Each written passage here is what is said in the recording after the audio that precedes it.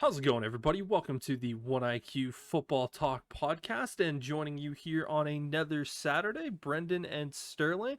My buddy, how are you doing today? Doing good. It was a boring week for NFL news, but at least the weather's nice, and we're slowly creeping towards training camps. It's maybe a month at most for some teams at this point. We're looking at because we're third week of June here, and I think it's 5 weeks for the Bears because they get that yeah, extra week because they're playing in the Hall of Fame game. Same with the yeah, Texans. So I think both of those teams are 5 weeks away. So for most teams, 6 weeks. So it's about a month and a half of before we get to training camp and some of that Y- timeline. yeah, and some teams will bring in players a little bit earlier than training camp just to start working on some drills and stuff like that. So that's why I say about 4 weeks, because that's usually about when the players will start arriving. Is that like third week of July or so?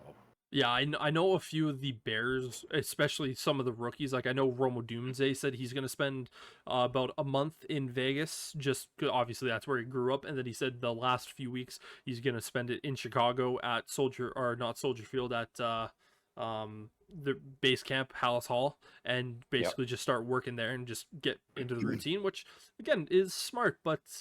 Yeah, it's inching ever so closely. It's weird that we're in the end stages of June and the weather is beautiful and we're just sitting back going like this is perfect football weather, and it's just we're sitting back going like what are we going to do? Watch CFL? Ew, no. I mean, if I had cable, I would, because you know me, football's football. I'll watch CFL, I'll watch Aussie rules, I'll watch rugby. I just love football. Like it gets to the point where I'll watch soccer. Like I just like football. Yeah, if fair enough. I get annoyed with watching the CFL because I basically see stuff that happens and I go, okay, that's a penalty. Okay, there's no penalties. Okay, that's a motion penalty. Okay, no. Yeah. And there's No, just so because much. motion is allowed in the CFL. Yeah, and Backfield motion is allowed. Yeah. it Which I mean, it makes sense when you think about how much larger the field is. That's partly why they allowed that. And it is. It's a different game from the NFL. We've seen so many NFL players try to come to the CFL thinking, "Oh, I'm going to go up there and I'm just going to dominate," and they do absolutely nothing, which is surprising because they're super talented, but because the pace and the style of the game is just that much different, they just don't have that success. but then we also You know? see guys from the CFL try to make it into the NFL and they just can't, like they can't It, handle it. I no, think it's we've rare you seen see the crossover. one or two guys that have made that transition from the CFL to the NFL that have had a somewhat of a career. Yeah, I mean, you get a lot of guys that'll make that transition and be, second stringers or depth guys on their teams. Yep. You got guys like Alex Singleton, who's there. Brandon Browner was a CFL guy who went down and played for the Seahawks. And you got the big names like Doug Flutie and Jeff Garcia that went down and were successful. But It's those much were harder as a so quarterback. so long ago. It was long ago. It's much more difficult as a quarterback because we see more of the small stature quarterbacks come to the CFL Yeah. and they don't translate over to the NFL as well. It's a lot more of the defensive players that I've been seeing lately that make that transition from CFL to NFL because Without a I doubt. mean it tackle.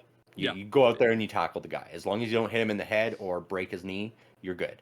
See ball, go get ball. That's essentially what Exactly. the CFL defense is. It's just see ball, go get ball. It's Yeah. classic water boy strategy, and yeah, but again, for me, I've always just said I don't understand why we have two different games. Just like I can understand some variations of the rules, like the USFL and the XFL before it had that merger. It had some variations of rules. That's fine. I still think the CFL should change to a four down league and shrink the fields and just have it one simple thing because you can have more players in that situation make that transition. And yeah, Yeah, I think ultimately the CFL just needs to look at doing away with their Canadian um requirements because you have to have it's something like 80% Canadian players on the team, and I think that hurts it. And I think the other reason it's so much different is because it was the first evolution of rugby towards what we know now as yes, American football.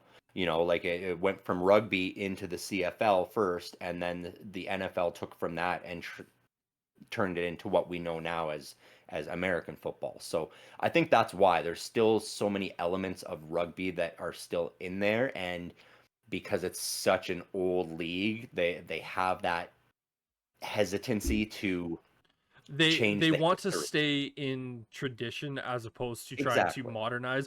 I've been saying for years that when there was that talk of the XFL merging with another league, I said Dwayne Johnson, he first went to the CFL. He didn't go to the USF or the USFL. He went to the CFL and said, "Hey, I want to take my league and merge it with your league." And they said no. And I said, Yeah. "That is the death of the CFL right there." Because I mean, I think the death was COVID. That's what really killed this league right now. Unfortunately, they're really struggling to get back on their feet. Unfortunately, uh, they're hesitant to merge with an American league because they know that immediately that puts all of the Canadian teams at a disadvantage because of the exchange rate in money. Like we saw that back when they did expand in the 90s into Baltimore and um, Buffalo, I think it was. I There were think they two. also There were had San Antonio as well. Yeah, there were a couple of teams that they expanded in the 90s, and it was within a matter of like 2 years that the American teams were dominating because they could pay their players more. Because of the difference in the Canadian dollar to the American dollar, and so that's why they're so hesitant to merge with an American league. And I can respect that. I get that. You want to keep the competition within Canada. So Yep. what they need to do though is really spend that money and expand across Canada. We only have, what is it, Nine eight teams. teams, nine teams, Yeah. and we should be able to get up to at least 12. And I think if we can hit that 12 team mark, that will afford them the ability to then consider changing some of the rules that are less known and less needed, and certain things. They've got some unique rules that I don't think will ever go away, like the rouge, I hate the that the rule. single point. I I hate it so I much. I love it though because that forces you to actually, try to get the ball out of your end, because if you just punt it away and you leave the team too close to your end zone, they can get that point and win the game in a tie game. It forces you to not play conservatively. You have to play aggressive the whole game if it's a close game. That's why I like it. I don't like it in the situations of, just a bobbled punt or kick that goes through the end zone and gives you that 1 point. But Missed when you field can goal use that that, goes into the end zone still gives you a point. It's just like right? When you can use it strategically in a tight game, it makes it very interesting, I think. So I that I that's a I rule I don't think will ever go away. I think for the strategic factor, it's fine, but when it Mhm. comes to games that are so close, it's rarely decided ever by a rouge. I can't remember the last time a game was actually decided by 1 point. And Yeah. so for me, I just look at it, I go, if we are in some of those strategies, it makes it really exciting. But for me, just the lack of actually seeing some of those in the game itself, I just sit back and I go, man, like it just feels like a participation trophy point. That's exactly the kind of feeling for it. But for me, I just look at it and go, with the Yeah. league, I would like to see more teams in the CFL. I Mhm. When the league only had 8 teams, it was like, what are we doing? Like there you could have teams in Texas. Yeah. Like Texas could have their own league and have more than 8 teams. So there needs to be more, but I think with the XFL merging or the USFL merging with the CFL, what that allows it to do is bring in more money for the Canadian Yeah. teams because they're going to be getting that ESPN deals coming towards it. And, Fox, I know Fox does a lot of the coverage for it. So it's, well, boom, you get Fox coming in and covering these games, Mhm. which is going to boost the revenue. And I know that a lot of those UFL games were actually doing better ratings wise than what we've seen from some of the CFL games this year. And I just think that that boosts it just a little bit more, so it gets more money into the pockets. Mhm. Obviously, the league revenue, and I still think there are some rules, for instance, like the Canadian teams having a certain amount of Canadian players. The only change there is that some of the American teams are gonna have to have Canadian players, and maybe instead of like the 80%, it's like 40% of every team has to have Yeah. Canadians on there just to make it something like that, just to kind of go round that route, and I think that would be interesting thing to see for some of these American teams. Yeah, I think so too. I think another route that would work would just be we've talked about the multiple tiered league system in North America for football. I think that would be a good option if they opt to go that route and just have it be the lower class tier. You know, it's if you're getting relegated to the CFL, and those CFL teams, the champion gets to move up. You know, and things like that. So that would be a unique way to do it as well. Yeah, definitely having like the USFL and the CFL kind of do it like that type of system. I don't Yeah. think that could ever work with the NFL just because of the No, way it's no, it currently wouldn't. set up. But yeah, with Yeah, it those two wouldn't leagues include for sure. exactly. It wouldn't include the NFL, and I think it would be those two leagues, and we would need a third league in there as well, maybe the European league, but that makes it tougher as well because then you've got that travel overseas. Well, I know the Mexican league is a thing. It's Mhm. not necessarily high up, but you could have it essentially be USFL, the CFL, and then the Mexican Yeah. league. I think the Mexican league has 6 to 10 teams around that range. And I know that in Mexico, it is actually becoming a lot more. We're seeing games being played in Mexico City. We've been seeing that over the last couple of years.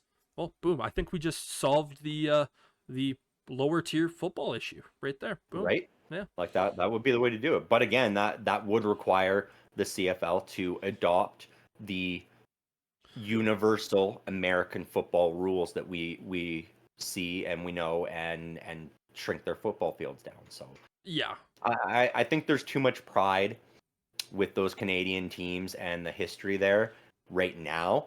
But if they're staring down the barrel of bankruptcy, then they might decide to change their tune because that's, a 160-year-old league that they would be letting die if they choose to just go into bankruptcy as opposed to Continuing on relenting with some and of merging the with another team. Make, yeah. make those changes, modernize.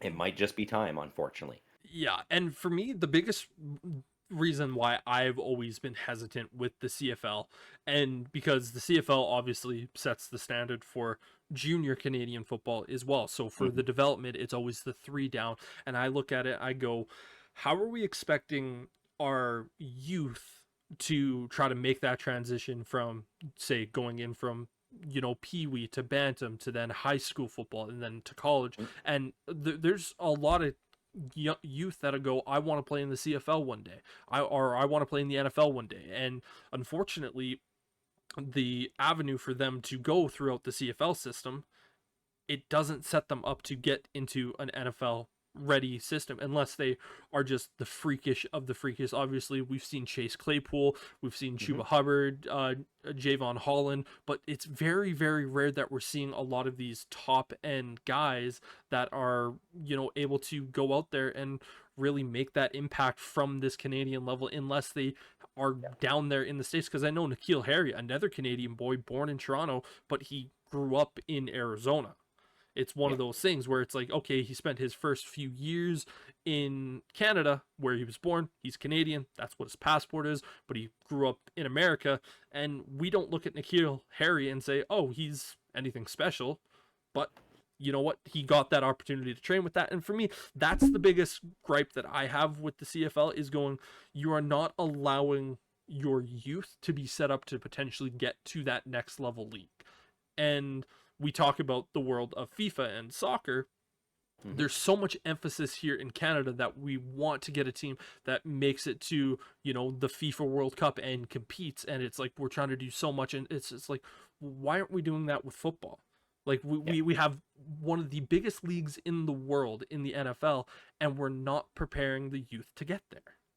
Well, and maybe this new transition with flag football becoming an Olympic sport in the coming years, that is something that perhaps will push the Canadian League to look at transitioning because it's going to put the Canadian uh, international team at a disadvantage at those flag football games because Without a you doubt. you look at FIFA as you said and soccer. Soccer is worldwide the same game everywhere you go. Yes. The pitches are the same size, The the way you rules are play the the same. exactly everything's the same. Whereas we're seeing now with American style football, it's becoming that way as well in the UK, in Mexico, in South America, in the Germany. United States, in Germany. It's the same game, it's the same rules, and then Canada and Australia are still being standoffish and different about it. And Yeah. it's like, I get that's where the games originated and these are afraid of change, but we're getting to the It's gonna start international to stage bite you now. in the ass. It's time to just relent and join the masses. Yeah. Because if you want to be competitive, you're going to need to be able to put those kids out there and teach them the same style of football as what they're going to be playing up against. Yeah, I know the only other sport that has something a little bit different is hockey, where you have the North American hockey. The Hmm. rinks are a little bit smaller as opposed to more of the international, of like the European side of things, where they have the 200-foot rinks as opposed Yeah. to, I think it's the 185. Right. That's a very small difference, though, I find. Yeah, And that extra space, if I'm not mistaken, is all sort of behind the nets. It's at the ends, yeah, and so it's like, to the sides and yeah, towards the end, so it shrinks it in the NHL a little bit. And I know a lot of the NHL players, when they go onto those, they feel like there's just too much space, as opposed, and some of the yeah, international guys, they almost feel a little bit claustrophobic. But it's such a small change that players, after the first period of playing, they're used to it at that point, as opposed to yeah, like an NFL player going up to the CFL and going, he basically has an entire football length of a field in between sidelines. yeah. Yeah, exactly. It's quite a bit different. I don't think they would have to shrink the field down to the same size. Like we could see slightly different sizes for sure. Wider, longer, whatever you want. I But think for the CFL, it's if just they a want little to keep too the, much at this yeah, point. I think if the CFL, if they want to keep the width, sure, Yeah, fine. I think you have to shrink the end zones. I don't like having, what is it, almost 30-yard end zones as yeah, opposed to the 10 what we get in the NFL. I think that's just too much space to cover, and I just look at it and go, why? I, I would move the field goal post back outside of the yeah. end zone.